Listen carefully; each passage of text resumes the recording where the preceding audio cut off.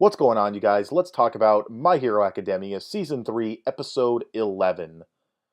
This episode, what do I even say? It speaks for itself, man. It's so good. I don't even think I could do it justice. I'm not gonna act like it's one of the greatest episodes in anime history or anything, but it's definitely one of, if not the best episode of My Hero Academia. And the animation's great, the pacing is great, the directing and storyboarding and what it does, the impact on the story with All Might. Presumably going to be retired. I can't imagine that he'll be able to take that form anymore. I mean, he was able to do it a little bit after the fight was over, which I do have issues with, but I'm pretty sure he's done. Like the way it was set up, there's no way he still has one for all at this point. So I'm surprised the dude didn't fucking die. But regardless, yeah, what this does for the series as a whole, with All Might no longer the symbol of peace, most likely Endeavor will become the #1 hero, since he never actually beat All Might to get that position. We'll see how that affects his character and his pride. Not that I care too much about Endeavor, but, we'll see.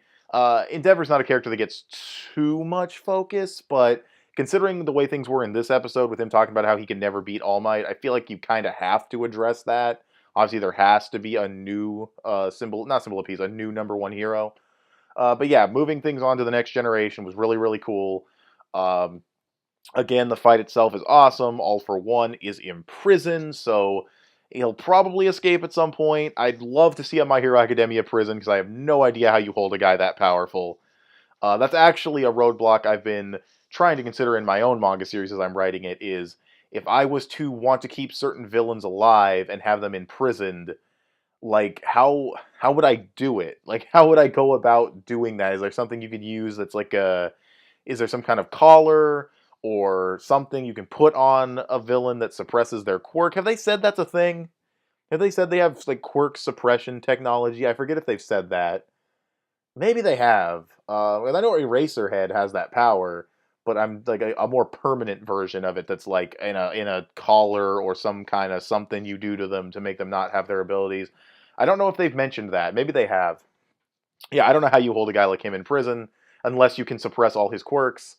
But yeah, he's out of the picture for now.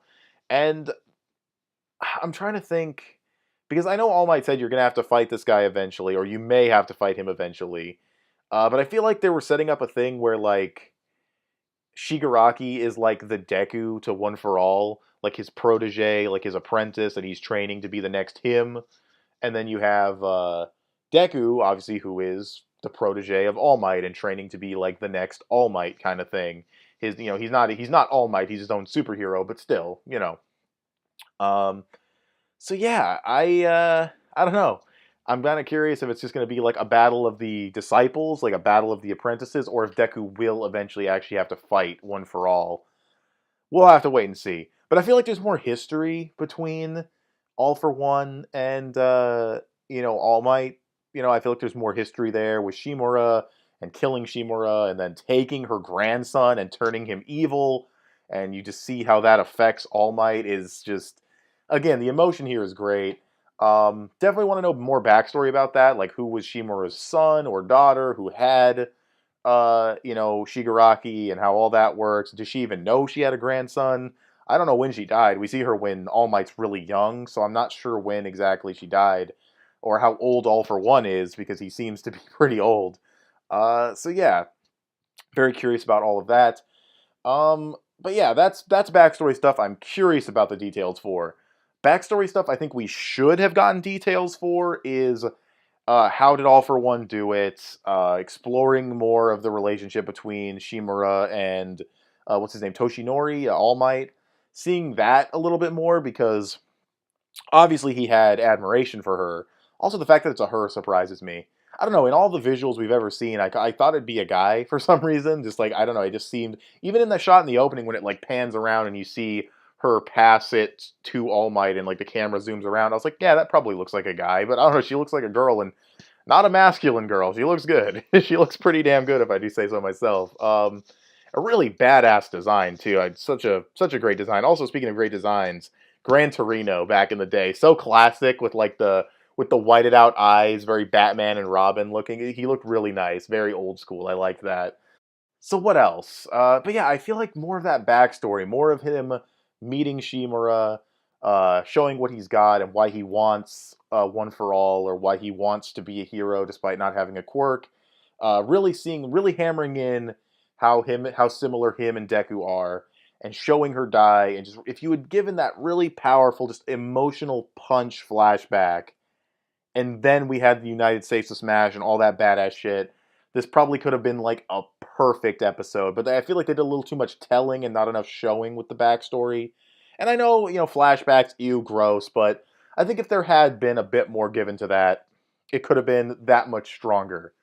That being said, it's still strong as fuck and has emotional weight, and it's a great moment for All Might. It's a great scene.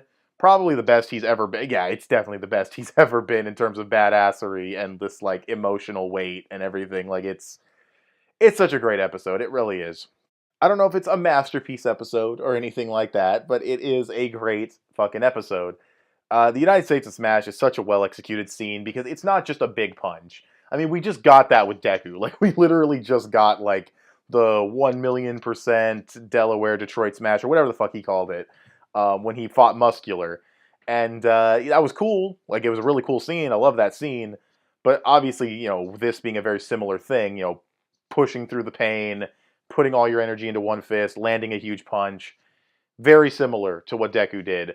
The difference being the execution, the pacing, the music, the animation quality, the the value in the story impact that a moment like this has for All Might's character, and losing One for All and having to probably retire, definitely retire, I'm guessing.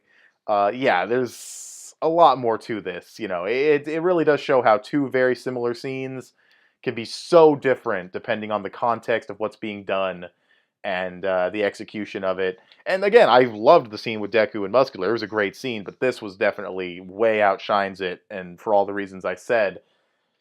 Yeah, it's a great episode. I really have nothing else to say about it. I don't know if it's quite an 11 out of 10, because I have one last thing to say, and that it's not a big enough criticism to dock a score.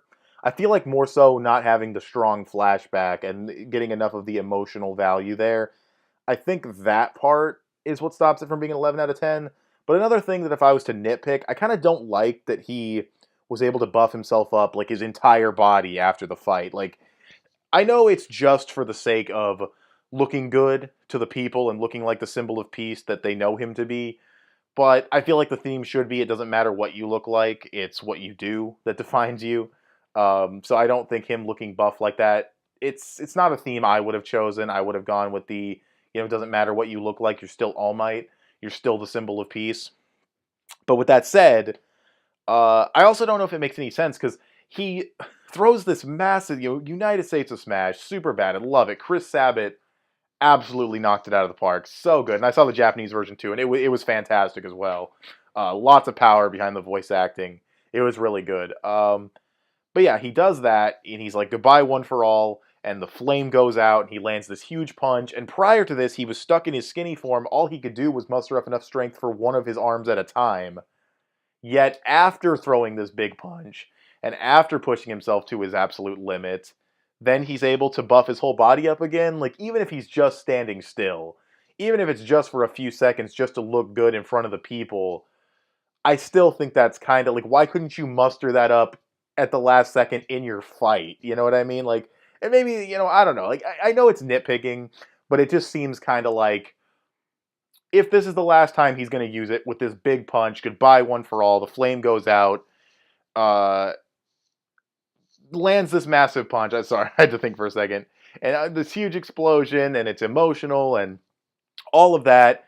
I feel like you kind of undercut it a little bit. You kind of fuck with the impact of him losing it in that moment by having him get buff again one last time after the fact. Like, I don't know. Maybe that's just me. I like for moments like this to be like perfect. I'm very nitpicky when it comes to these really like, because this is like an iconic My Hero Academia moment for sure. Like, there's no question this is an iconic moment, and I love it when these moments are executed just that was so good. Like, I have no complaints. It's just perfect.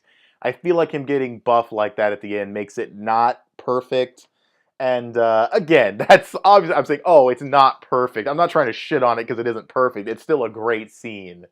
Um, but when I think of like just perfect moments, like that's like a One Piece spoiler. If you've never seen One Piece, how do I don't know. I'm not going to use that example, but there's only like two deaths in One Piece, at least confirmed so far, both of which are just they're handled like perfect. Like they're just perfect scenes in my opinion. And yeah, so I'm not trying to compare it to that or anything. I'm just saying like it's very easy when something is this good. It's easy to find the little tiny things to complain about.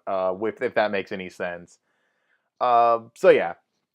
With that being said, I don't know, 11 out of 10, or maybe almost like a 10.5 out of 10 episode of My Hero Academia.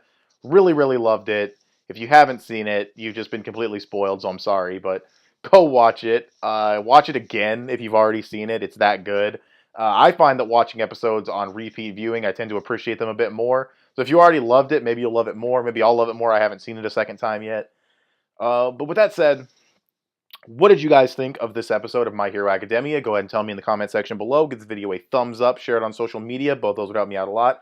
Subscribe if you haven't already. If you like what you've seen here, click that little bell to get notifications when my videos go up. I want to thank you guys for watching, and I'll talk to you guys later. Bye.